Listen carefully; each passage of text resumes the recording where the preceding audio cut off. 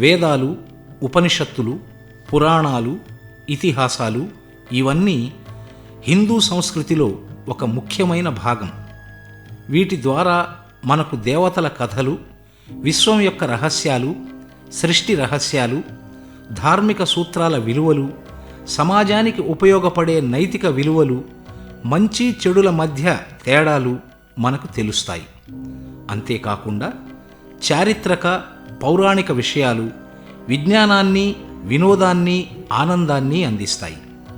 సర్వకాల సర్వావస్థలయందు ప్రాంతీయ భాషా భేదాలతో సంబంధం లేకుండా సమసమాజ స్థాపనకు పురాణేతిహాసాలు ఉపయోగపడుతున్నాయనడంలో సందేహం లేదు. వేదాల్లోనివే పురాణాలు.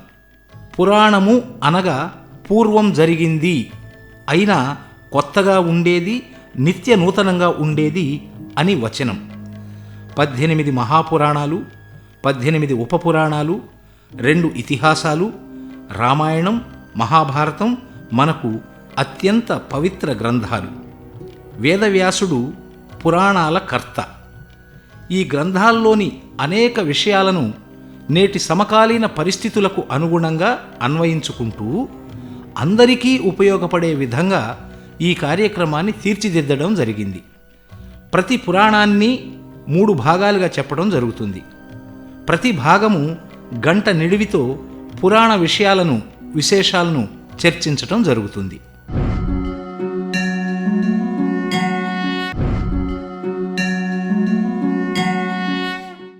శ్రీమాత్రే నమః. కూజంతం రామ రామేతి మధురం మధురాక్షరం ఆరుహ్య కవితాశాఖాం వందే వాల్మీకి కోకిలం. మనందరికీ ప్రమాణమైనటువంటిది వాల్మీకి రామాయణము అనేటువంటి విషయాన్ని, వాల్మీకి రామాయణంలో ఉండేటువంటి ఆంతర్యాన్ని, రహస్యాలను ఈ పరంపరలో మనకు వినిపించడానికి విచ్చేసిన, మన స్టూడియోకి విచ్చేసినటువంటి పెద్దలు శ్రీమాన్ గుదిమెళ్ళ రంగాచార్య స్వామివారు, వారికి స్వాగతం చెబుతూ, వారు పౌరాణిక శిరోమణి, సాహిత్య విద్యాప్రవీణ, ఇంకా అనేకమైనటువంటి బిరుదములు, ప్రవచన భాస్కరాది బిరుదములు కలిగిన వారు, అనేక ప్రత్యక్ష వ్యాఖ్యానాలు చేసేటువంటి వారు, శృంగేరీపీఠ సంస్థాన పండితులుగా ఉన్నారు. అలాగే మరి ఎన్నో రకములైనటువంటి వారి అధ్యయన విశేషాలు తెలుగులోను, సంస్కృతంలో వాటిల్లోనూ స్నాతకోత్తర పట్టములు పొంది ఉన్నారు. వారు విశ్రాంత ప్రధానాచార్యులుగా నాగార్జున సాగర్లో ఉండేటువంటి గురుకుల విద్యాలయం నుంచి వారు పదవి విరమణ చేసి ఈ విధంగా ధర్మ ప్రచారం చేస్తూ ఉన్నారు. వారు మన స్టూడియోకి రామాయణ విశేషాలను, వాల్మీకి రామాయణం ప్రధానము, వాల్మీకి రామాయణంతోనే మనం అన్నిటినీ అన్వయించాలి అనేటువంటి దానిని వారి నుంచి తెలుసుకోవడానికి వారు ఇచ్చేశారు. వారికి స్వాగతం. స్వామి నమస్కారం. నమస్కారం. నమస్కారం.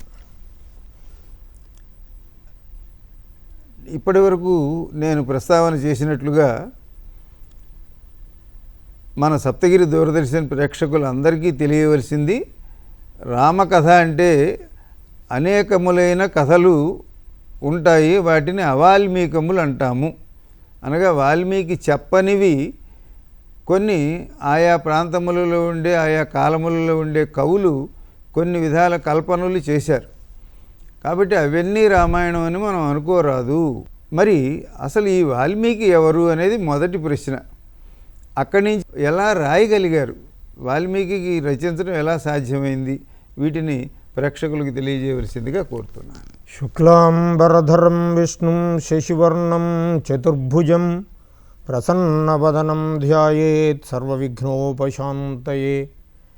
మాలాం కుండీం చ డమరుం శూలం శంఖం సుదర్శనం దధానం భక్తవరదం దత్తాత్రేయం నమామ్యహం. దోర్భిర్యుక్తా చతుర్భిః స్ఫటికమణిమయీం అక్షమాలాం దధానా హస్తేనైకేన పద్మం సితమపి చ సుఖం పుస్తకం చాపరేణ. భాసా కుందెందు శంఖస్ఫటికమణినిభా భాసమానా సమానా సా మే వాగ్దేవతేయం నివసతు వదనే సర్వదా సుప్రసన్నా.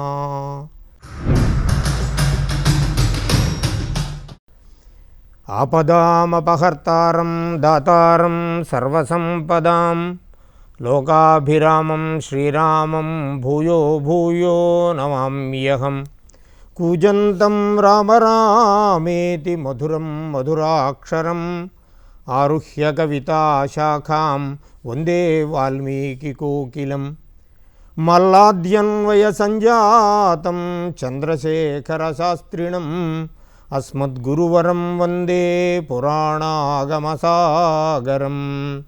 గురుర్బ్రహ్మా గురుర్విష్ణుః గురుదేవో మహేశ్వరः గురుసాక్షాత్ పరబ్రహ్మ తస్మై శ్రీగురవే నమః.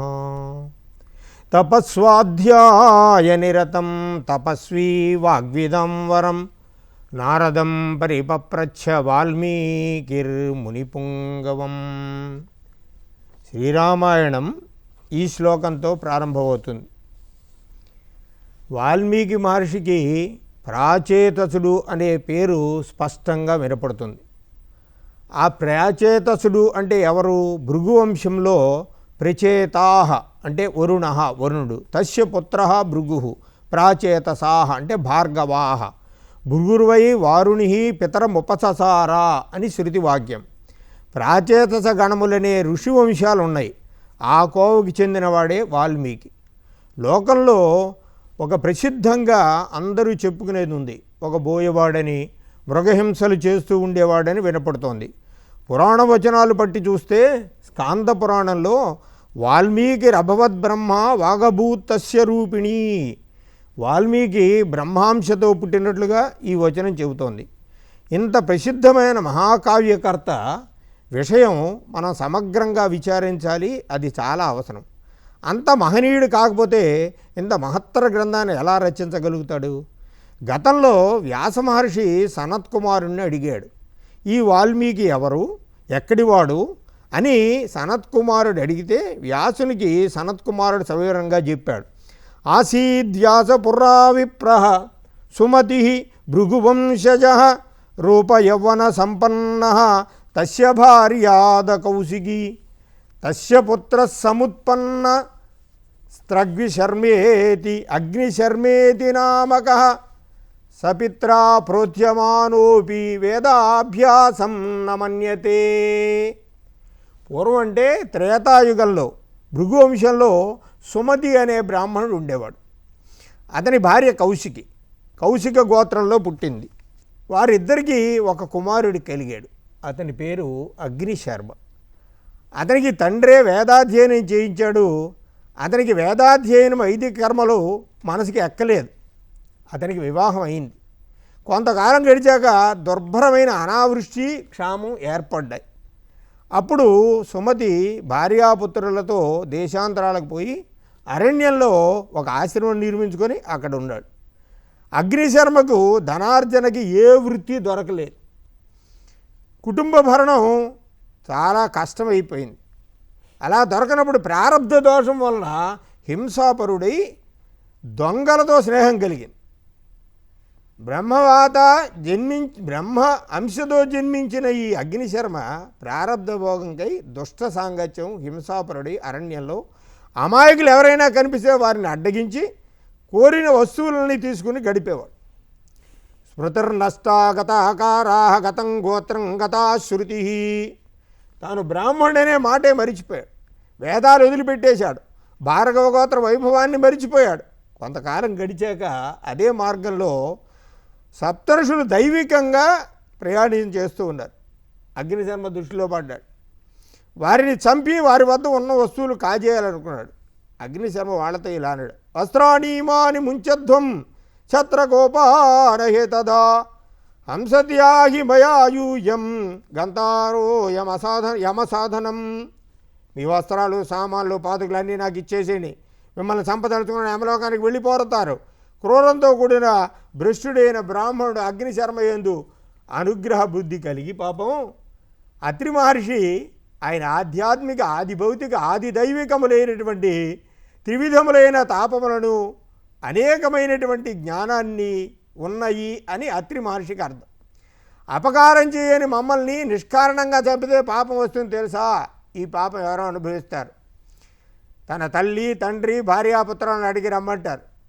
వారు మాకు ఎందుకు ఈ పాపం అని అంటారు. తిరిగి వచ్చి మహర్షులకు ఆ విషయాన్నే చెబుతాడు. అప్పుడు దయాసముద్రుడైనటువంటి అత్రి మహర్షి అగ్నిశర్మకి సర్వపాప నివారణకమైనటువంటి ధ్యాన యోగాన్ని ఉపదేశించి ఒక చెట్టు కింద కూర్చొని ధ్యానం చేయమని చెప్పి వెళ్ళిపోయాయి. మహాస్థలం మాటలతో అలా ధ్యాన నిమగ్నుడైన అగ్నిశర్మ చుట్టూ పుట్ట పెరిగిపోయింది. 13 సంవత్సరాల తర్వాత మళ్ళీ అదే మార్గంలో వస్తున్న మహర్షులను ఆ పుట్ట కనపడింది. అస్థిమాత్రంగా మిగిలిన అగ్నిశర్మను లేవదీశారు. వారు అతని శరీరాన్ని స్పృశించారు. తపస్సుతో దివ్య ప్రకాశంతో ఉన్న మహర్షులకు అగ్నిశర్మ నమస్కరించాడు. అప్పుడు మహర్షులు అతనితో అన్నున్నారు, వల్మీకే అస్మిక స్థిత పుత్రయస్త్వ వివేక చిత్తత వాల్మీకిరితి తే నామ భువి ఖ్యాతం భవిష్యతి ఇత్యుక్త్వా మునయో జగ్ముః స్వాందిశం తపసాన్వితాః. ఎప్పుడైతే మహర్షులు ఆ శరీరాన్ని తాకారో దివ్యమైన తేజస్సు వచ్చేసింది. పుట్టలో నుంచి బయటికి వచ్చావు కనుక నువ్వు వాల్మీకి అనే పేరుతో భూమి మీద ఖ్యాతిని పొందుతావు. మా ఉపదేశంతో సంపూర్ణ ధ్యాన యోగాన్ని పొందావు. దృఢచిత్తుడవై ఒకే విషయంతో ఈ పుట్టలో చిరకాలం అనేకమైన కాలాన్ని గడిపావు కనుక వాల్మీకి అనే పేరుతో ఈ భూమిలో ప్రసిద్ధిని పొందుతావు. భగవద్ అనుగ్రహంతోనే సద్గురువులు లభిస్తారు అని ఒక కథ ఉన్నది. ఇంకొక కథలో రత్నాకరుడనేటువంటి బ్రాహ్మణుడు భ్రష్టుడై కిరాత వృత్తిలో ప్రాణులను హింసిస్తూ ఉంటే నారద మహర్షి వచ్చినట్లు అతనికి రామనామ మంత్ర ఉపదేశం చేసినట్లు, రామాని పలకలేకపోతే దానిని మరా అని ఉపదేశించినట్లు ఆ మంత్రమంతా అతని చుట్టూ జపిస్తుంటే పుట్టలా పెరిగిపోయి అప్పుడు ఇంద్రుని అనుగ్రహంతో ఆ పుట్టను వరుణుడు తడపగా ప్రచేత అంటే వరుణుడు అప్పటి నుంచి పుట్టలో నుంచి వచ్చాడు కనుక వాల్మీకి అని, ప్రచేతసుడి వలన వచ్చాడు కనుక ప్రాచేతసుడు అని, అలాగా ఆ వాల్మీకి దివ్యమైనటువంటి కాంతితో బయటికి రాగా ఏదేమైనా వాల్మీకి మహర్షి యొక్క చరిత్ర మనకి స్కాంద పురాణం ద్వారా కూడా తెలుస్తుంది. వాల్మీకి రామాయణానికి మొట్టమొదట సంక్షేప రామాయణం అని ఉంది. దానిలో తపస్వాధ్యాయ నిరతం తపస్వీ వాగ్విదాంవరం నారదం పరిపప్రచ్ఛ వాల్మీకిని మునిపుంగవం. ఇక్కడ తప అంటే వేదము, స్వ అంటే ప్రాదుర్భావమైన బ్రహ్మ, తస్య అధ్య అంటే పరబ్రహ్మ యొక్క ఉత్కంఠతతో కూడిన స్మరణము, తేన అయతే దాని చేత పొందేవాడు, సాకేత నిత్య విహారి అయిన రఘునాథస్వామి యందు నిరత అధ్యయనము పరాయణుడైన వాడు అని అర్థం. నారద అంటే నా రుచ్యతి విజ్ఞానమంతర న నివర్తత అయితే నారద, అజ్ఞానం తద్యతి శ్రీరామ పరబ్రహ్మ జ్ఞానం ద్వారా అజ్ఞానాన్ని పోగొట్టినవాడు అని అర్థం. దీనికి సంబంధించి నారదీయంలో గాయక నారాయణ కథాం సదా పాప భయాపహాం నారదో నాశయన్నితి నృణాం అజ్ఞానజం తమః. శ్రీరామ ధ్యాన తపస్సు చేత పరిపక్వమైన చిత్తం కలిగిన వాల్మీకి చిత్రకూటం మొదలైన అనేక ప్రాంతాలను నివసించి అయోధ్య ప్రాంతమైన తమసా నదీ తీరంలో భరద్వాజుడనే శిష్యుడితో ఆశ్రమవాసం చేస్తున్నాడు. తపేనిష్ఠుడైన వాల్మీకి మహర్షి వద్దకి అజ్ఞానాన్ని ఛేదించి జ్ఞానాన్ని ప్రసాదించి రక్షణ కల్పించేటువంటి నారద మునీంద్రుడు, నారదుడు అంటేనే నారం నామ అజ్ఞానం ద్యో అవఖండనే పోగొట్టేవాడు అని, నారం నామ జ్ఞానం దదాతీతి నారద అని. మనం నారదుడి చరిత్రలో చూస్తే నారదుడే వ్యాసమునీంద్రుడికి భాగవతం రచించమని చెప్పాడు. ఎక్కడ చూసినా నారదుడు లేనటువంటి కథ లేదు. నారదుడే వాల్మీకి మహర్షి నారదుడిని అడిగాడు. ఇక్కడ లోకోద్ధరణం కోసం అడిగాడు. అక్కడ యోగీంద్రుడైన ఆశ్రమానికి వచ్చిన ఆ స్వామికి అర్ఘ్యపాద్యాదులు ఇచ్చాడు. వాల్మీకి మహర్షి నారదమునిందని అడుగుతున్నాడు. కోన్వస్మిన్ సాంప్రతం లోకే గుణవాన్ కశ్చ వీర్యవాన్ ధర్మజ్ఞశ్చ కృతజ్ఞశ్చ సత్యవాక్యో దృఢవ్రత చారిత్రేణ చ కోయుక్త సర్వభూతేషు కోహిత విద్వాన్ కః సమర్థశ్చ కశ్చైక ప్రియదర్శనః ఆత్మవాన్ కో జితక్రోధో జ్యుతిమాన్ కోనసూయకః కస్య బిభ్యతి దేవాశ్చ జాతరోషస్య సంయుగే ఏతదిచ్చామ్యహం శ్రోతుం పరం కౌతూహలం హిమే అన్నాడు. మీరు ఇంత విస్తృతంగా చెబుతూ నారదుడు ఇదంతా చెబుతున్నారు కదా, అసలు తమసా నదీ తీరంలో స్నానానికి వెళ్ళటము, మానిషాద ప్రతిష్టాంతం అనేటువంటి ఆ శ్లోకం మొదట వాల్మీకి నోటి నుండి రావటము, ఆ తర్వాత ఆ రామాయణం రాయమని చెప్పడము, బ్రహ్మ ఈ తపస్వి వాగ్యుధాంవరం ఇవన్నీ ఆ క్రమంలో లోకంలో చెప్పుకుంటూ ఉంటారు కదా, కాబట్టి ఆ మానిషాద ప్రతిష్టాంతం అనే సమాచారం అందించండి. అప్పుడు నారదుడు చెప్పి వెళ్ళిపోయిన తర్వాత భరద్వాజుడైన శిష్యుడితో కలిపి వాల్మీకి మహర్షి తమసా నదీ తీరానికి వెళ్ళాడు. అంటే ముందే నారదుడు చెప్పి వెళ్ళాడు. సంక్షేప రామాయణం అంతా నారదుడు వాల్మీకి మహర్షి చెప్పి వెళ్ళిన తర్వాత వాల్మీకి మహర్షి తమసా నదికి స్నానానికి అని బయలుదేరి తన వెంట భరద్వాజుడనే శిష్యుని తీసుకుని వెళ్తూ అక్కడే ఉన్నటువంటి గంగానది సమీపంలో ఉండే తమసా నదీ తటానికి చేరిన తర్వాత అక్కడ ఉండే తమసాన్ని చూస్తూ భరద్వాజుడితో అంటున్నాడు, అకర్దమమిదం తీర్థం భరద్వాజ నిశామయ రమణీయం ప్రసన్నంబు సన్మనుష్య మనోయధా. ఓ భరద్వాజ, ఏమాత్రం బురదలేని ఈ తీర్థం నిష్కల్మషమైన సత్పురుషుని మనస్సు వలె స్వచ్ఛమైన రమణీయంగా ఉంది, దీన్ని చూడు అని చెప్పి అతని నుంచి వస్త్రాలు అవి తీసుకొని తమసా నదిలోనికి దిగి చుట్టూ కలయి చూశాడు. వాల్మీకి మహర్షికి ప్రతినిత్యం చేసేటువంటి అతని అనుసంధానం అది. అలా చూడగా అక్కడ 2 క్రౌంచ పక్షులు చక్కగా ఎడబాటు లేకుండా ఆనందాన్ని అనుభవిస్తున్నాయి. క్షణకాలమైన ఎడబాటు లేకుండా ఉన్న వాటిని చూచి అన్యోన్యంగా అనురాగంతో మసలుతుండేటువంటి వాటి మధుర ధ్వనులు విన్నాడు, ఆనందాన్ని పొందాడు. ఇంతలో ఒక కిరాతకుడు ఆ రెండిట్లో ఒక మగపక్షిని బాణంతో కొట్టాడు. అది రక్తసిక్తమై అంగాలతో గిలగలా కొట్టుకుంటోంది. ఆ మగపక్షిని ఆడపక్షి చూచింది. ఆ స్థితి చూచి ఆడపక్షి ఏడవసాగింది, ఏడుస్తూ ఈ దృశ్యం వాల్మీకి మహర్షి మనస్సులో ఒక ఆవేదనని, ఒక దుఃఖాన్ని కలిగించింది. తతః కరుణవేదిత్వా అధర్మోయమితి ద్విజః నిశామ్య రుదతీం క్రౌంచీం ఇదం వచనమబ్రవీత్. మనస్సుకి జారి గొలపగానే ఆ క్రౌంచపక్ష దురవస్థను చూసిన ఈయన శుతిమెత్తని హృదయం కలిగిన వాడై వాల్మీకి అంటున్నాడు, రతి క్రీడలో పక్షులను విడదీయటం కఠిన కసాయితనమని, అధర్మమని భావించి వెంటనే ఇలా అన్నాడు, మానిషాద ప్రతిష్టంత్వమగమ శాశ్వతీ సమాహ యత్క్రౌంచమిదునాదేకం అవధీ కామమోహితం. అనుకోకుండా పడ్డేటువంటి మాటలు ఎలా ఉంటాయో చూడండి. ఓరి కిరాతుడా, క్రౌంచపక్షుల దంటలో కామపరవశమై ఉన్న ఒక మగపక్షిని చంపావు, అందువల్ల నీవు ఎక్కువ కాలం బ్రతికుండవు, శాశ్వతంగా అపకీర్తి పాలైపోతావు అని శపించాడు. దీన్ని రామాయణ కావ్యానికి మంగళాచరణ శ్లోకంగా కూడా చెప్తారు. శాపం మంగళాచరణ శ్లోకం ఎలా అవుతుంది? నాందీలో ఎలా పేర్కొన్నారు? దీన్ని అర్థాన్ని చూసినట్లయితే ఎప్పుడైనా కావ్యరచనలో మంగళాదీని మంగళమధ్యాని మంగళాంతాని కావ్యాన్ని ప్రదంతే అంటారు కనుక ఇదే మంగళాచరణ శ్లోకంగా చెప్తున్నారు. ఎలా అవుతుంది?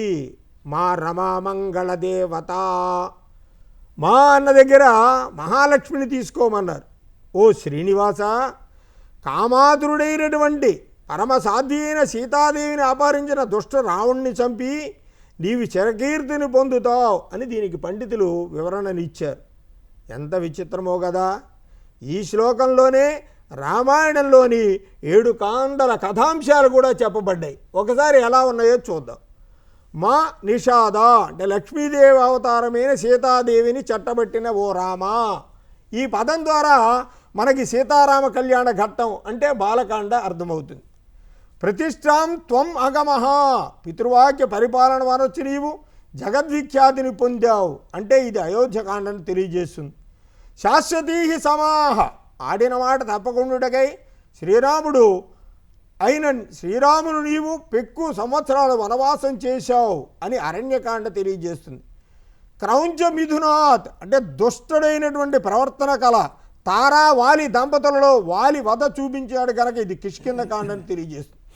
ఏకం అనే పదం అసహాయ సూర్యుడైన ఏకైక వీరుడైన హనుమంతుని చరిత్రను చెబుతోంది కనుక సుందరకాండను తెలియజేస్తుంది.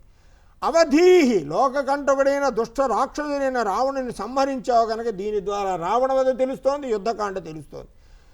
కామమోహితం, పట్టాభిషేకానంతరం సీతాదేవి యొక్క విహార స్థితిని తెలియజేస్తోంది కనుక ఉత్తరకాండ తెలియజేస్తోంది. ఈ మానిషాద అనేటువంటి ఒక్క శ్లోకం ద్వారానే రామాయణంలో ఉండేటువంటి 7 కాండలు కూడా మనకి తెలియజేయబడుతున్నాయి. ఈ రామాయణంలో 7 కాండల్లో 648 సర్గలు ఉన్నాయి. మొత్తం బాలకాండలో 77 సర్గలు ఉన్నాయి, అయోధ్యకాండలో 119 సర్గలు ఉన్నాయి, అరణ్యకాండలో 75 సర్గలు ఉన్నాయి, కిష్కింధకాండలో 67 సర్గలు ఉన్నాయి, సుందరకాండలో 68 సర్గలు ఉన్నాయి, యుద్ధకాండలో 131 సర్గలు ఉన్నాయి, ఉత్తరకాండలో 111 సర్గలు ఉన్నాయి. మొత్తం కలిపి 648. ఇందులో 24,000 శ్లోకాలు ఉన్నాయి. అందుకే గాయత్రి మంత్రంతో నిబద్ధించాడు కనుకనే 24 బీజాక్షరాలు కలిగినటువంటి గాయత్రి మంత్రం రామాయణంలో ఉంది కనుకే రామాయణం ఇప్పటికీ కూడా ప్రసిద్ధమైంది.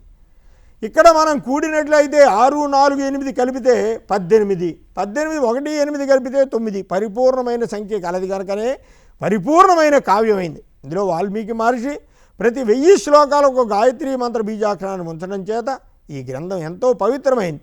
దాన్నే గాయత్రి రామాయణం అని కూడా అంటారు. ఈ మానిషాద ప్రతిష్టాంతం అనే శ్లోకము ఈ సమాచారం అంతా మనకు వివరంగా తెలిసింది. ఆ ఒక్క శ్లోకంలోనే మొత్తం 7 కాండల రామాయణము వస్తుంది అని మీరు చెప్పారు. కాబట్టి రామాయణంలో ఉత్తరకాండ కూడా వాల్మీకి చేతనే రచించబడినది అనేటువంటి మాట మీ ద్వారా ఇక్కడికి వస్తున్నది. యుద్ధకాండతో పట్టాభిషేకంతో పూర్తి కావటం కాకుండా ఉత్తరకాండ కూడా రామాయణం వాల్మీకి చేత రచించబడింది అనే విషయాన్ని మీరు తెలియజేస్తున్నారు.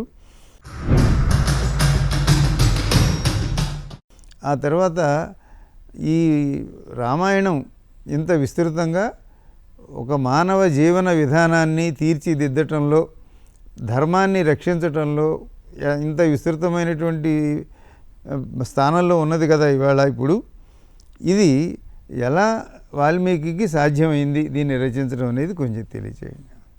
ఇలాగ తమసా నదీ తీరంలో వాల్మీకి మహర్షి అన్న మాటల్ని భరద్వాజుడు విన్నాడు. శిష్యుడైన భరద్వాజుడు మరలా అదే పదాలను అంటున్నాడు. అంటూ అలా ఆశ్రమానికి వచ్చారు. పాదబద్ధోక్షర సమః తంత్రీలయ సమన్విత, ఏమిటి అనుకోకుండా నా నోటి నుంచి వచ్చినటువంటిది శ్లోకంగా తయారైందేంటి అని అనుకుంటూ వాల్మీకి ఆశ్రమానికి వచ్చాక భరద్వాజుడు అదే శ్లోకాన్ని వల్లెవేస్తూ ఆశ్రమంలో కూడా అందరూ కూడా దాన్నే అంటున్నారు. ఇంతలో తమువాచ తతో బ్రహ్మ ప్రహసన్ మునిపుంగవం శ్లోక ఏవ త్వయాబద్ధో నాత్రకార్య విచారణ. వాల్మీకి నీ నోటి నుంచి వచ్చింది అది శ్లోకమే, దాని గురించి నువ్వు ఆలోచించద్దు అంటూ బ్రహ్మ వాల్మీకి ఆశ్రమానికి వచ్చి వాల్మీకితో అంటున్నారు ఏమని, మచ్ఛందాదేవతే బ్రహ్మన్ ప్రవృత్తేయం సరస్వతి రామస్య చరితం సర్వం కురుత్వం ఋషి సత్తమ వృత్తం కథయ ధీరస్య యథాతే నారదాత్శ్రుతం రహస్యంచ ప్రకాశంచ యద్వృత్తం తస్య ధీమతః. బ్రహ్మ వాల్మీకి మహర్షితో అంటున్నారు, ఓ వాల్మీకి, నా కారణంగానే నీ నోటి నుంచి ఆ వాణి వచ్చినది, ఆ సరస్వతి వాణి నీ నోటయున్నది కనుక రామస్య చరితం సర్వం కురుత్వం ఋషి సత్తమా, సమస్తమైన రాముడి యొక్క చరిత్రను నువ్వు రచించు. ఏదైతే నువ్వు నారద మునీంద్రుడి ద్వారా విన్నావో దాన్ని మొత్తం రచించు. మరి ఎలాగ రచించాలంటే రహస్యంచ ప్రకాశంచ యద్వృత్తం తస్య ధీమతః, నీవు అన్న మాటలు చందోబద్ధమైనవే కనుక ఈ విషయంలో విచారించద్దు. నా సంకల్ప ప్రకారమే నీ నోటి నుంచి ఆ మాట వచ్చింది. సంపూర్ణంగా ఛందస్సులోనే రచించు. నారదుడు ఏది చెప్పాడో దాన్ని రచించమని చెప్పాక మరి మనోహరమైన పుణ్యమైన రామకథ శ్లోకాలలో రచిస్తే అది ఎలా ఉంటుంది అని అడిగాడు.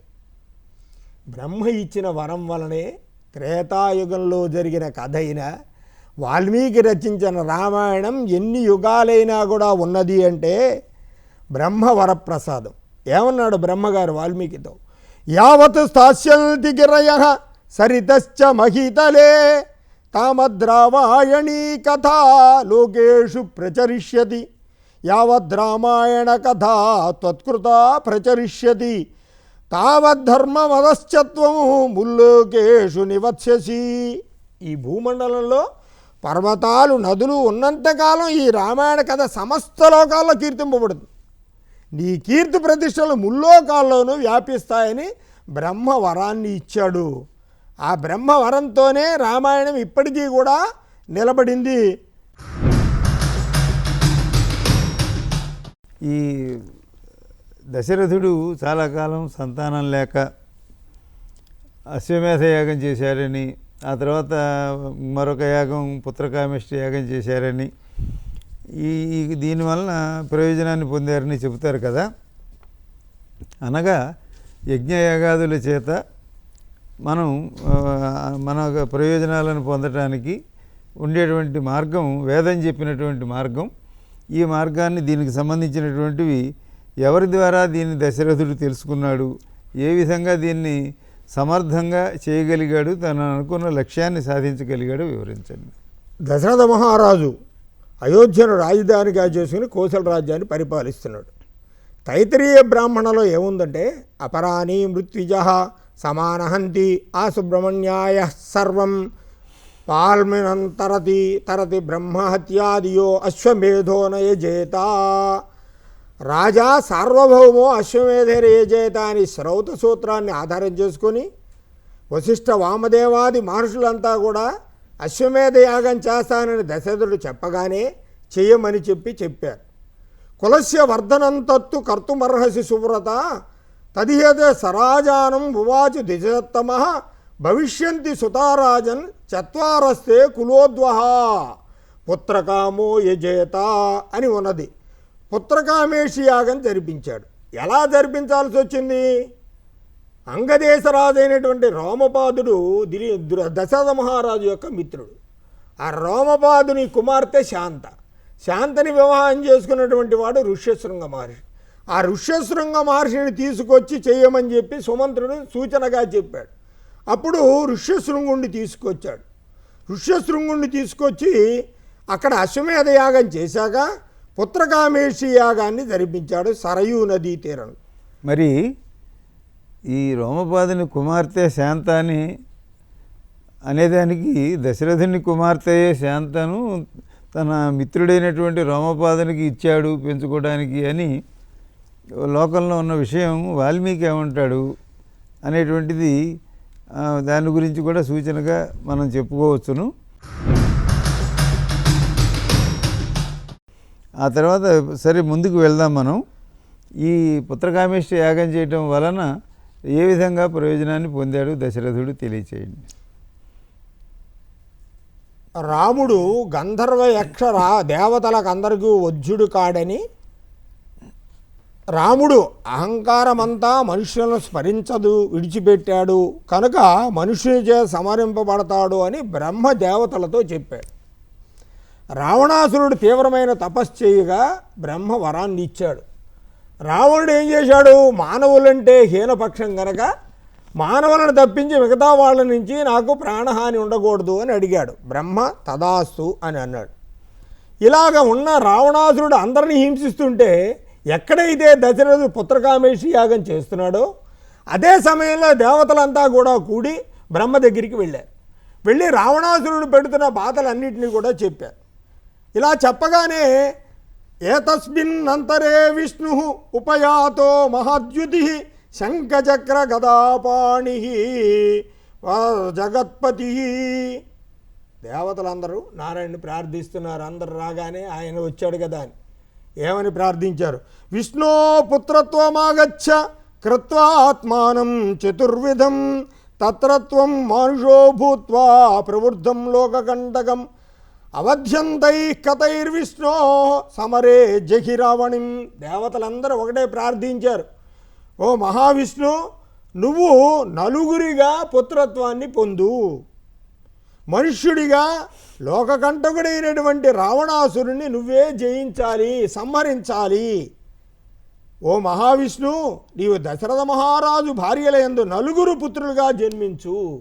ఎప్పుడైతే దేవతలందరూ కోరారో అలాగే జరిగింది. రావణుని సంహరించమని కోరారు. పుత్రులు లేని దశరథుడు పుత్రకామేషి యాగం చేస్తున్నాడు. ఆయనకు పుత్రుడిగా జన్మించి పుత్రుడిగా అభయమిచ్చి జన్మిస్తాడు అని చెప్పారు.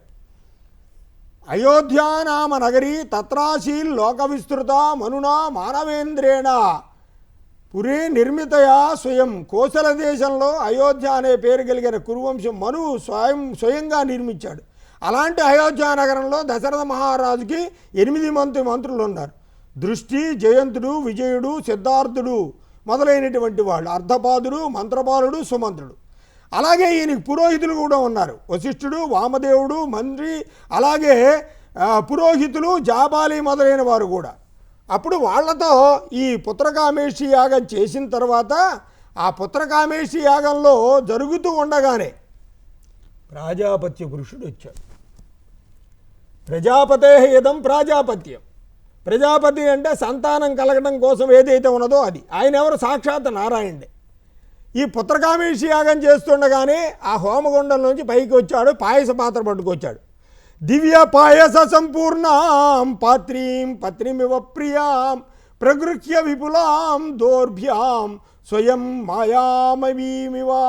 ప్రాజాపత్య పురుషుడు ఆ యజ్ఞకొండలో నుంచి వచ్చి పాయస పాత్రను స్వయంగా దశరథునికిచ్చి నీ భార్యలకిచ్చి భక్షింపజేయమన్నాడు. నీవి అభీష్టమైన పుత్రులను పొందగలుగుతావు అన్నాడు.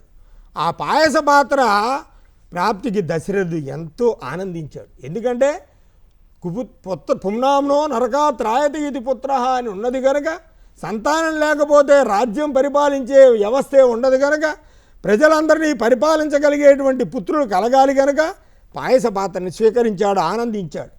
ఆనందించి అప్పుడు దశరథుడు తన భార్యలను ముగ్గురిని పిలిచాడు, కౌశల్య, సుమిత్ర, కైకేయిని పిలిచి, ఇక్కడ చూడండి పాయస విధానంలో ఎంత అద్భుతంగా ఉన్నదో.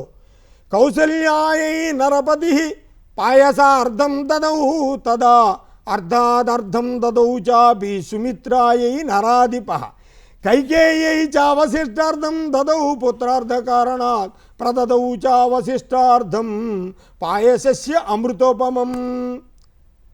అమృతంతో సమానమే పాయసం యొక్క అర్ధభాగాన్ని, అంటే మహాభాగం పాయసం అనుకుందాం, అందులో ఒక భాగాన్ని కౌశల్యకి ఇచ్చాడు. ఆ భాగంలో నుంచి కొద్ది భాగం తీసి మధ్యలో సుమిత్రకి ఇచ్చాడు. ఒక భాగం అంటే ఉన్న దాంట్లో సగం. ఆ సగం 8 వీసాలు అనుకుందాం. మొత్తం పాయసం మొత్తం 8 వీసాలు అయితే అందులో 5 వీసాలు కౌశల్యాదేవికి ఇచ్చాడు. సగం అంటే మరి 8కి 4 సగం అవ్వాలిగా. కొంత భాగం 5 వీసాలు ఇస్తే అందులో నుంచి 1.5 వీసం సుమిత్రకి ఇచ్చాడు. తర్వాత మిగిలినటువంటి 3 వీసాలు కైకేయికి ఇచ్చాడు.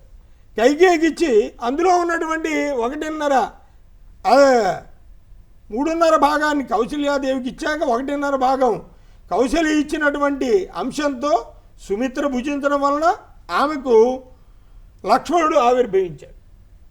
అలాగే కైకేయికి ఇచ్చినటువంటి పాయసంలో నుంచి కొత్త భాగం సుమిత్రకి ఇవ్వడం వల్ల శత్రుఘ్నుడు జన్మించాడు. ఈ పాయస విభాగంలోనే రామలక్ష్మణ భరత శత్రుఘ్నుల జన్మలు కూడా ఆధారపడినాయి. ఎందుకని దేవతలు అన్నారు, నువ్వే నలుగురుగా ఉద్భవించు అని. 3 భార్యలకు నలుగురుగా ఉద్భవించడంలో లక్ష్మణుడు రాముడి అనుచరుడిగా ఉన్నాడు పాయస విభాగం వల్ల. అలాగే శత్రుఘ్నుడు భరతుడికి అనుచరుడిగా ఉన్నాడు. ఇలాగా వీళ్ళిద్దరూ కూడా ఇద్దరిని విడిచిపెట్టకుండా ఉన్నారు. అది పాయస ప్రధానం వల్ల జరిగినటువంటి విభాగం. బాగుందండి.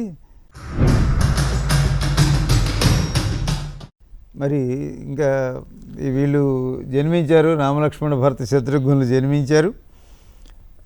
వాళ్ళు పెరిగి పెద్దవారు అవుతుండగా విశ్వామిత్రుడు రావడం, అంటే రామాయణంలో ఉండే ప్రసిద్ధమైన కథ కనుక మనం ఎక్కడ సందేహాలు ఉంటాయో ఎక్కడ వివరించి చెప్పాలో అక్కడ వేగంగా ముందుకెళ్దాం. మరి విశ్వామిత్రుడు వచ్చాడు కదా, వచ్చి రాముణ్ణి మాత్రం నాతో పంపమని అన్నాడు.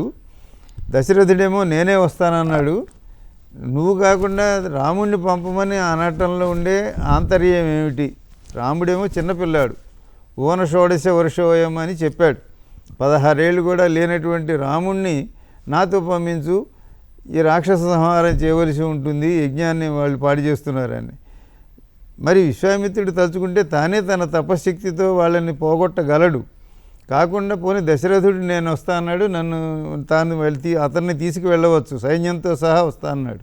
ఇది కాకుండా రాముణ్ణి ఎందుకు తీసుకెళ్ళాడు, ఆ తర్వాత ఏం జరిగింది కొంచెం వేగంగా శ్రోతలకు చెప్పండి. తస్య చింతయమానస్య మంత్రి మధ్యే మహాత్మనః అభ్యాగచ్చద్ మహాతేజా విశ్వామిత్రో మహాముని. మీరు అడిగినట్లుగానే ఎప్పుడైతే పిల్లలు పెరిగి పెద్దవాళ్ళు అవుతున్నారో దశరథుడు వీళ్ళకి వివాహం చేయాలి అని అనుకున్నాడు. అనుకున్న వెంటనే అదే క్షణంలో విశ్వామిత్రుడు అక్కడికి వచ్చాడు.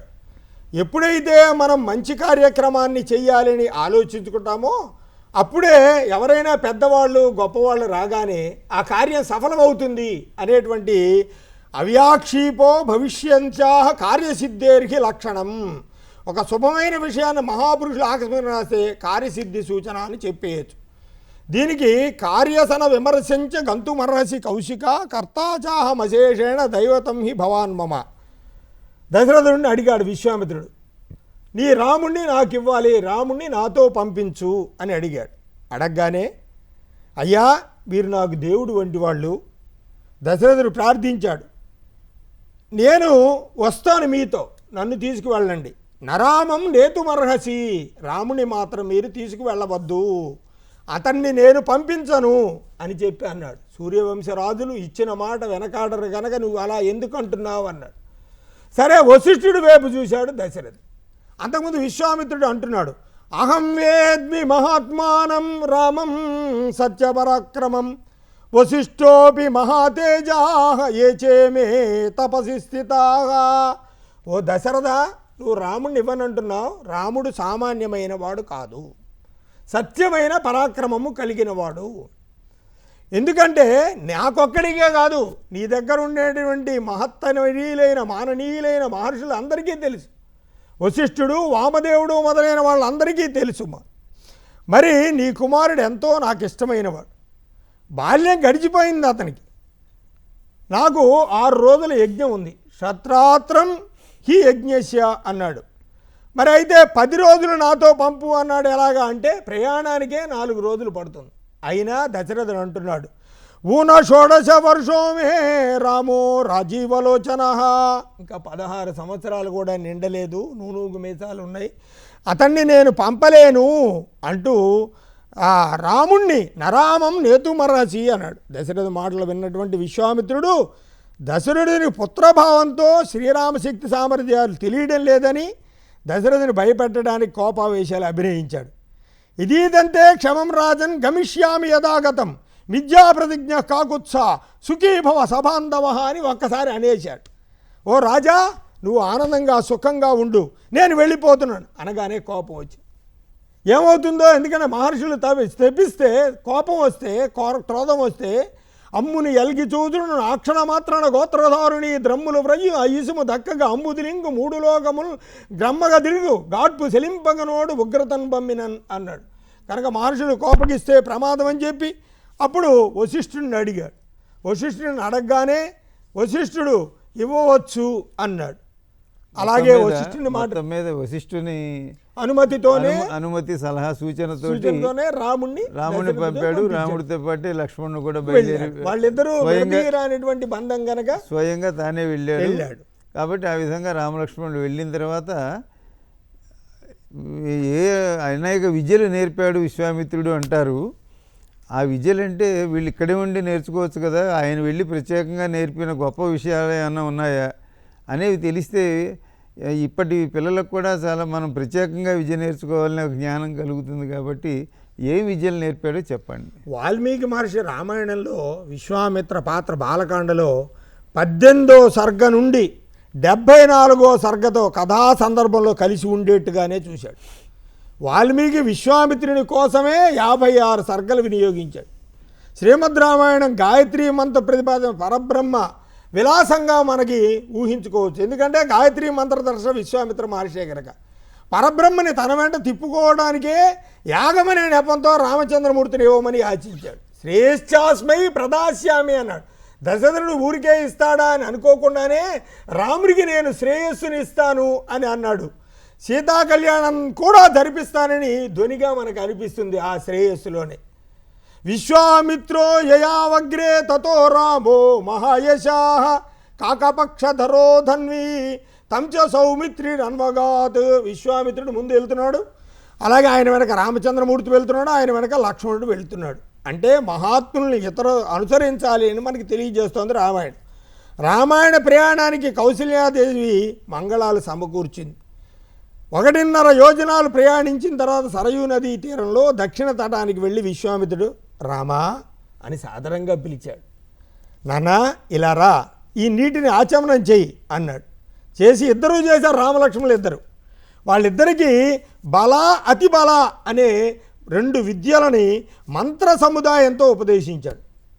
అవి స్వీకరించు, దీనివల్ల నీకు ఆకలి దప్పులు ఉండవు, మార్గ ఆయాసం ఉండదు, భూతప్రేతాది బాధలు ఉండవు. ఇవి స్వీకరించడానికి నువ్వు సమర్థుడివి. యోగ్యత కలిగిన శిష్యునికే మంత్రోపదేశం చేయాలి అని చూపిస్తున్నారు ఇక్కడ. గురువులను అనుగ్రహించిన మంత్రాన్ని సదాచారంతో నియమంతో శిష్యుడు ఉపాసిస్తూ గురుసేవ చేసి కృతార్థుడు అవ్వాలని సూచించాడు. ఈ విధంగా బల అతిబల అనేవి ప్రధానమైన విద్యలు. అవి నేర్చుకున్నారనే సమాచారం వలన అవి ఎంత ప్రధానమైనవో ముఖ్యమైనవో మనకు తెలిసింది.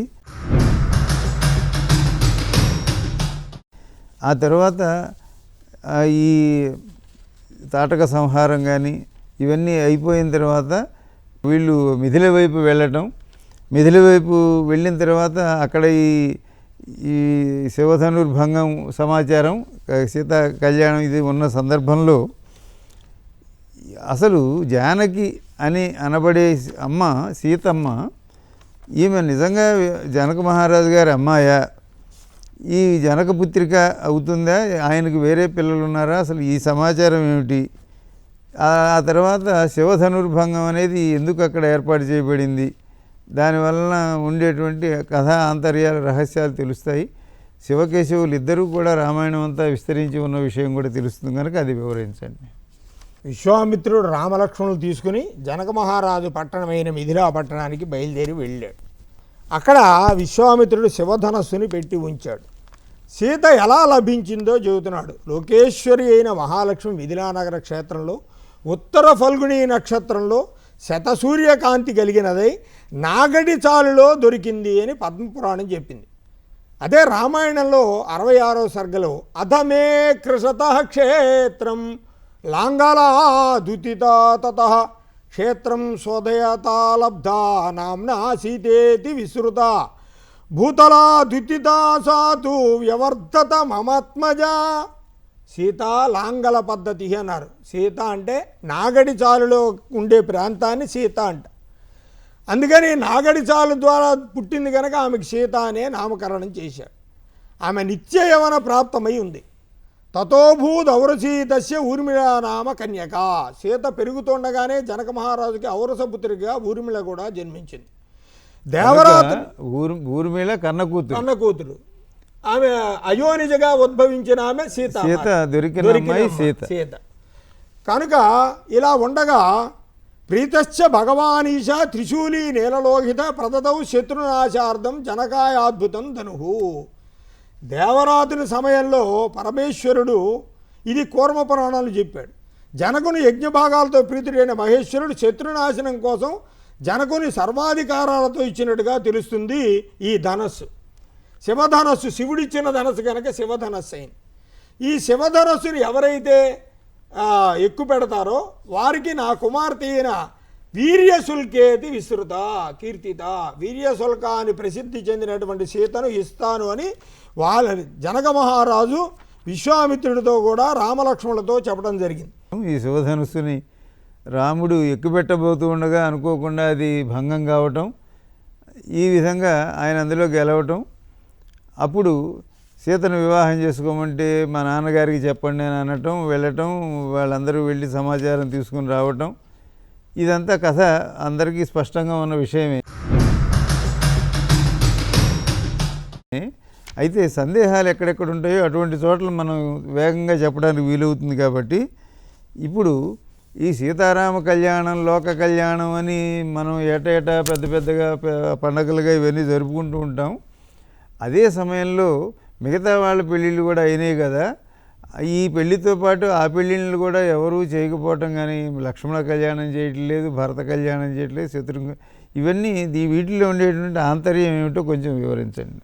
యజ్ఞస్య ధనుషో రామ కుర్యాద్ ఆరోపణమునే సుతామయోనిజాం సీతాం దద్యాం దాశరథేహం ధనుర్ధర్శ రామ ఇతిగోవాచ పార్థివం.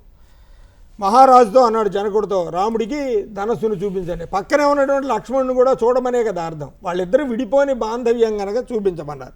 చూపించమనగానే 8,000 మంది వెళ్ళి లాక్కొచ్చారు.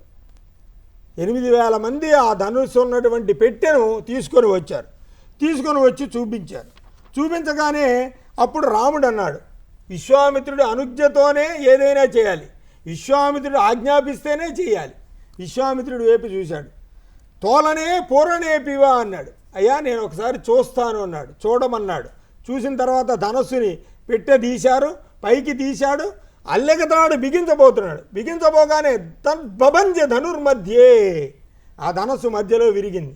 అప్పుడే మన కరుణశ్రీ గారు కూడా అన్నారు, పెళ్ళుమనే విల్లు గంటలు గల్లుమనే బిల్లుమనే గండ నృపులకు జల్లుమనియే జానకి దేహం ఒక నిమేషములోన నయము జయము భయము విస్మయము గదురా. ఎప్పుడైతే ఇలా శివధనుర్భంగం అయిపోయిందో వెంటనే నేను దద్యాం దాశరథేరహం అన్నాడు కనుక సీతను రాముడికి ఇస్తాను అన్నాడు. అనగానే మరి ఈ విషయం విశ్వామిత్రుడు జనకుడి ద్వారా దశరథ మహారాజు కబురు పంపించమన్నాడు. కబురు పంపించాడు.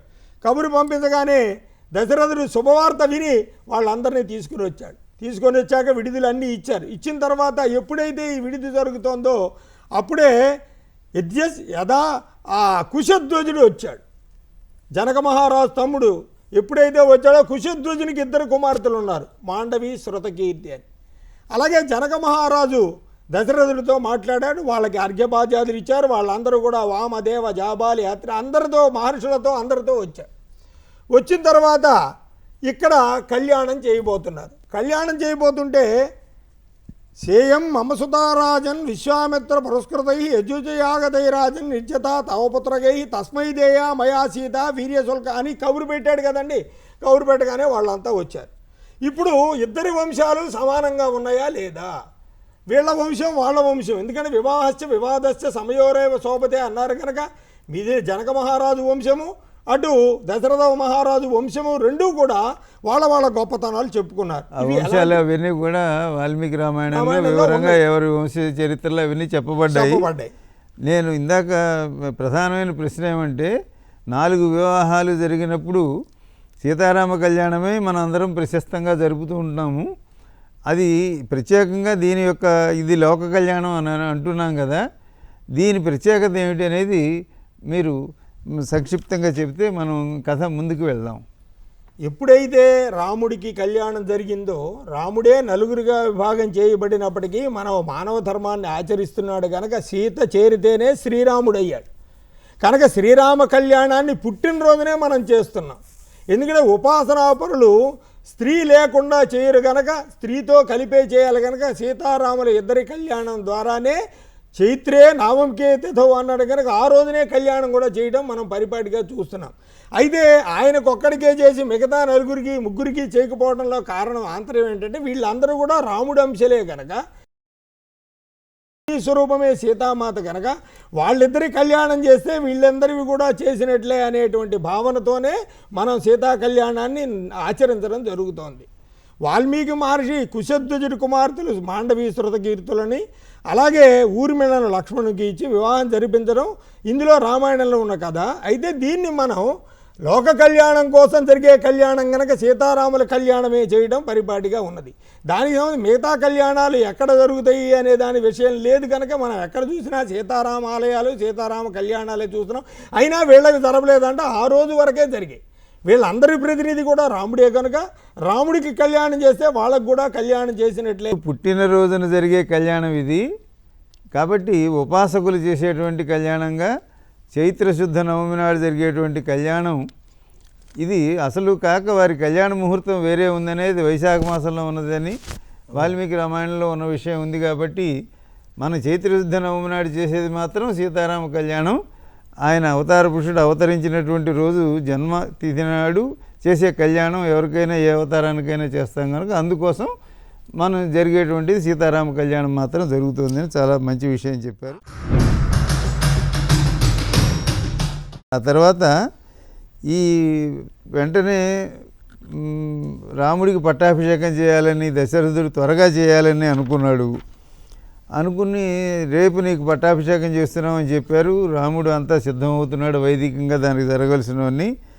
ఈ చేస్తుండగా ఉన్నట్టుండి ఆటంకం కలిగింది. ఇప్పుడు ఆ తర్వాత దశరథుడికి రాముడేమో అరణ్యవాసానికి వెళ్ళవలసి రావటం దశరథుడికి దుఃఖ కారణంగాను ఈ ఘట్టం అంతా ఎందుకు చకచక అట్లా జరిగింది, దీని వెనకాల ఉండే అంతరం ఏమిటి చెప్పండి. దశరథ మహారాజు కైకేయికి 2 వరాలు ఇచ్చిన విషయం గుర్తొచ్చింది. గుర్తొచ్చిన తర్వాత ఆమె మందర అనే ఒక ఆమెలో సరస్వతి ప్రవేశించి ఆమె ద్వారా ఈ కోరికలు అడగమని చెప్పింది. ఎప్పుడైతే రాముడికి పట్టాభిషేకం చేస్తానన్న దశరథుడు సంసిద్ధుడయ్యాడో ఆ క్షణంలోనే ఈమె నాకు 2 వరాలు ప్రసాదించవలసినవి ఉన్నాయి, అవి నాకు తీర్చు అన్నది. ఏమిటా 2 వరాలు? సప్త చ వర్షాన్ని దండకారణ్యమాశ్రిత అభిషేకమిమం త్యక్త్వా జటాజినదరో భవ భరత కోశల పురే ప్రశాస్తు వసుధామిమాం నానారత్న సమాకీర్ణాం సవాజి రథకుంజరాం. దశరథ మహారాజుని అడిగింది. రాముడు 14 సంవత్సరాలు అరణ్యవాసం చేయాలి నారచీరలు ధరించి, నా కుమారుడైనటువంటి భరతుడు రాజ్యానికి అభిషిక్తుడు కావాలి అని అడిగింది. ఈయన ఎప్పుడైతే ఆమె అలా అడిగిందో మూర్ఛపోయాడు అంతే. ఎందుకంటే తండ్రికి పుత్రవాత్సల్యం అమితం రాముడంటే. రాముడు అనగానే చాలు అమిత ఆనందాన్ని పొందుతూ ఉండేవాడు. అలాంటి దశరథుడు కైకేయి అడిగిన వరాలతో అక్కడే మూర్ఛపడిపోయాడు. పిలిపించింది సుమంతుడితో రాముణ్ణి పిలిపించి అడిగింది, చెప్పింది. ఏడి నాన్నగారు ఏరని అడిగాడు. అడిగితే నాయనా మీ తండ్రి మాట్లాడలేడు, నేను చెబుతున్నాను విను అంది. తల్లి చెప్పినా కూడా గ్రహించాలి కనుక విన్నాడు. ఏమన్నాడు? సప్త చ వర్షాన్ని దండకారణ్యం ఆశ్రిత. మీ నాన్నగారు నాకు అప్పుడు 2 వరాలు ఇచ్చారు, ఆ 2 వరాలు కోరాను, అందులో నీవు అరణ్యవాసం చెయ్యాలి 14 సంవత్సరాలు, నారచీరలు ధరించి వెళ్ళాలి, భరతుడు నా కుమారుడు రాజ్యాన్ని పరిపాలించాలి అని అనగానే ఇతీవ తస్యాం పరుషం వదంత్యాం నచైవ రామ ప్రవివేశ శోకం ప్రవిధ్యసేసి చాపి మహానుభావో రాజాచ పుత్ర వ్యసనాభి తప్త. చూడండి, ఇలా చెప్పగానే రాముడు అసలు దుఃఖపడలేదు, రాముడు దాని గురించి ఆలోచించలేదు, బాధపడనే లేదు. పిడుగుపాటు వంటి మాట కైకే చెప్పగానే శోకాన్ని పొందలేదు, కానీ పక్కనే ఉన్న దశరథ మహారాజుని మహావ్యధను పొందాడు. ఇక్కడ మనకి శ్రీరాముడి యొక్క స్థితప్రజ్ఞ లక్షణాలు మనకు చక్కగా కనపడదు.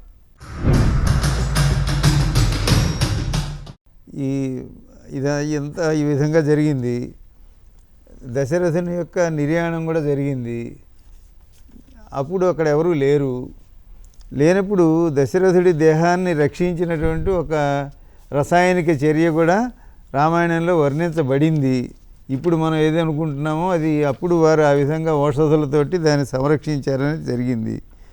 ఆ తర్వాత భరతుడు ఆ కర్తవ్యాన్ని నిర్వహించడం, ఇదంతా మళ్ళీ అన్నగారి దగ్గరికి అడవికి వెళ్ళటం, కానీ ఆ పాదుకలు తీసుకొచ్చి పాదుకా పట్టాభిషేకంలో ఉండే ఆ రహస్యం ఏమిటి? భరతుడే పరిపాలన చేయవచ్చు కదా, ఈ పాదుకా పట్టాభిషేకం ఎందుకు చేశాడు? పోనీ చేసినప్పుడు మళ్ళీ తాను ఎందుకు పరిపాలన చేశాడు? ఈ రెండింటికి ఎందుకు ఇట్లా జరిగింది? భరతుని యొక్క ఉద్దేశం ఏంటి? ఇందులో ఉండే ధర్మ రహస్యం ఏంటి చెప్పండి. దశరథ మహారాజు రాముడు అరణ్యవాసానికి వెళ్ళిపోగానే చాలా పరితాపం చెందాడు, తట్టుకోలేకపోయాడు, అమితమైనటువంటి బాధను అనుభవించాడు. బాధను అనుభవించి ఇంకా మరణించాడు. ఈ మరణానికి కారణం ఏమిటి అంటే శ్రవణ కుమారుని కథ మనకు గుర్తొస్తుంది. శ్రవణ కుమారుని తండ్రి నీవు కూడా కుమారుడు లేకుండా మరణిస్తావు అని చెప్పాడు. మరి అయితే అలా మరణించినటువంటి దశరథుడిని తైల పాత్రలో ఉంచారు. ఎందుకంటే రాముడు అరణ్యవాసానికి వెళ్ళిపోయాడు, ఇక్కడ ఎవరూ లేరు.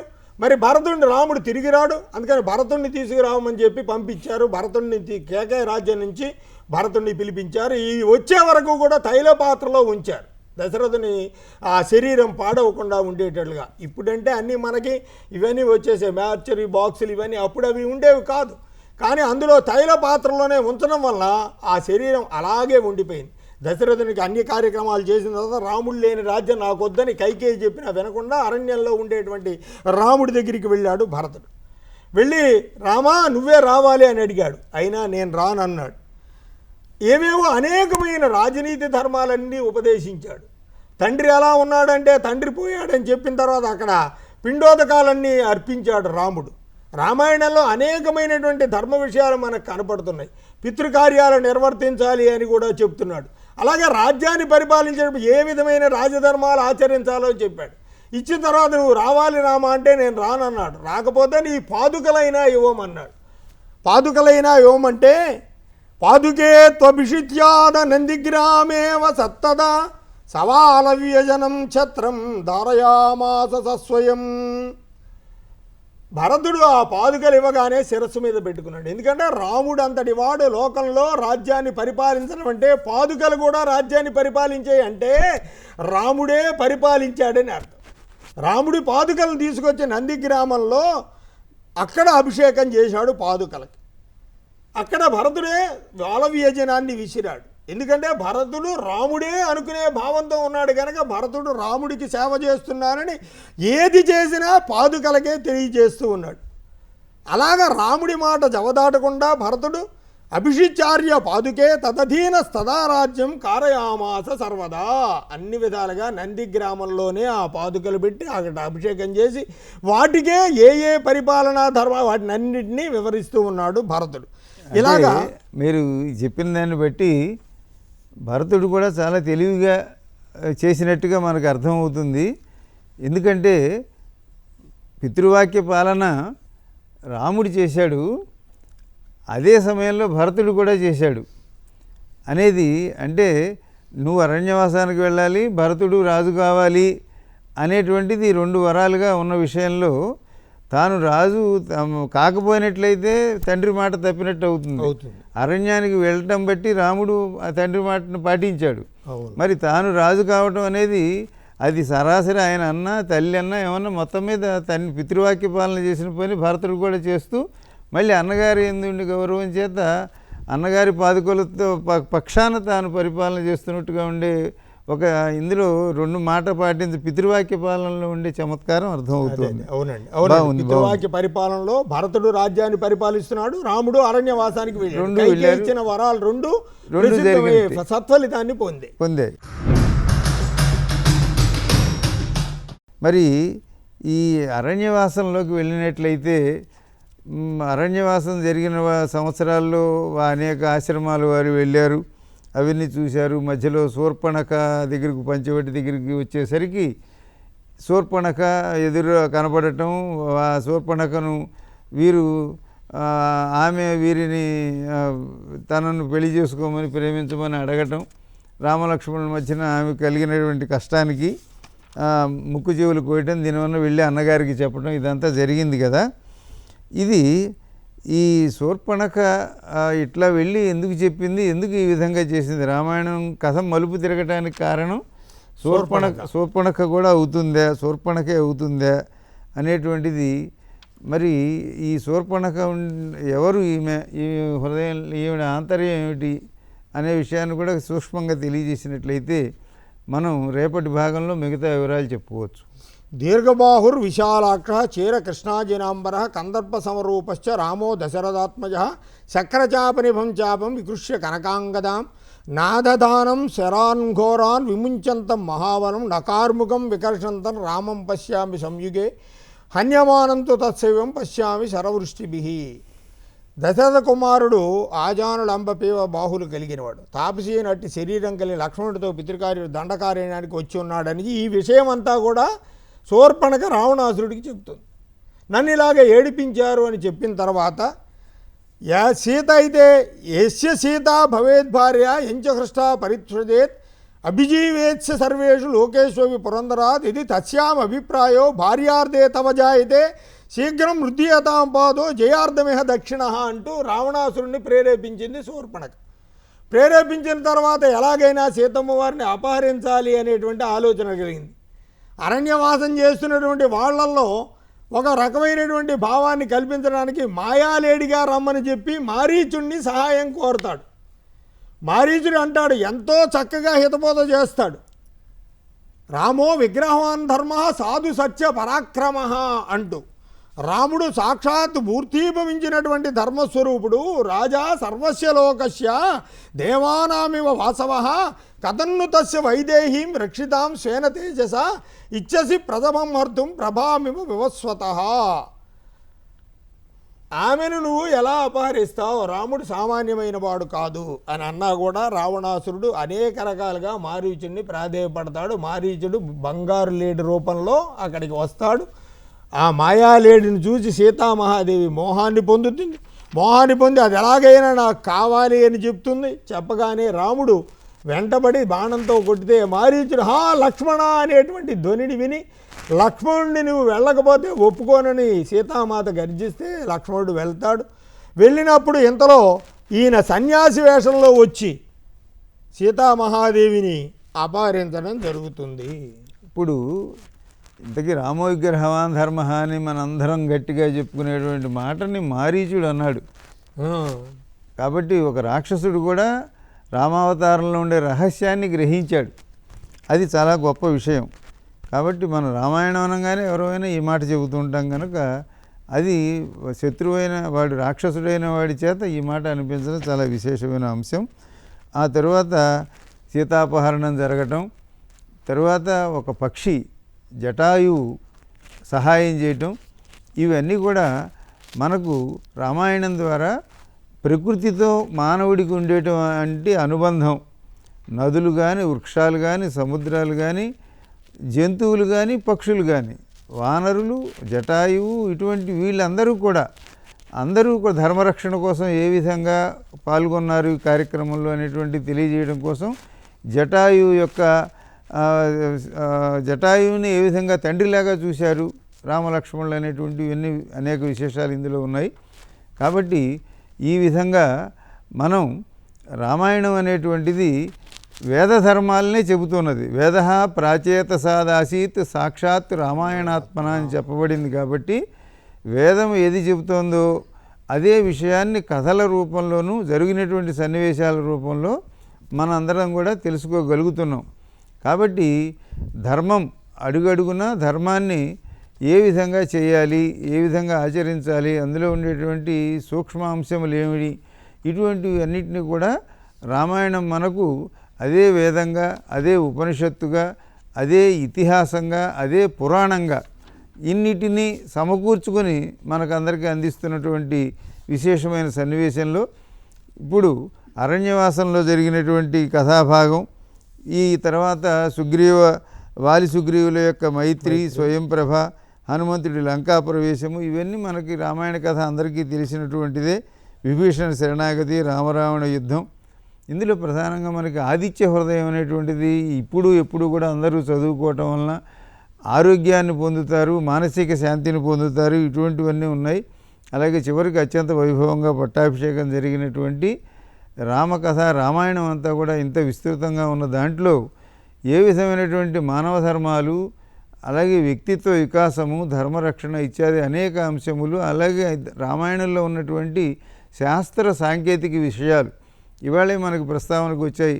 అంటే దశరథుని యొక్క దేహాన్ని ఎలా కాపాడగలిగారు అనేవి ఇటువంటి అంశాలు, ఇవి రామాయణంలో ఎన్ని విషయాలు చెప్పారో అవన్నీ రేపు మీ ద్వారా సప్తగిరి దూరదర్శన్ ప్రేక్షకులు అందరూ కూడా వినాలని, రామాయణంలో ఉండేటువంటి ఆంతర్యాన్ని వాల్మీకి రామాయణం ద్వారా మనం ఏది వింటామో అదే అసలైనటువంటి రామకథ అనేటువంటి విషయాన్ని తెలుసుకోవాలని ఈ అవకాశాన్ని ఈ దూరదర్శన్ సప్తగిరి ప్రేక్షకులు దేశ విదేశాల్లో ఉన్నవారందరూ కూడా ఎంతోమంది పొందుతున్నారు.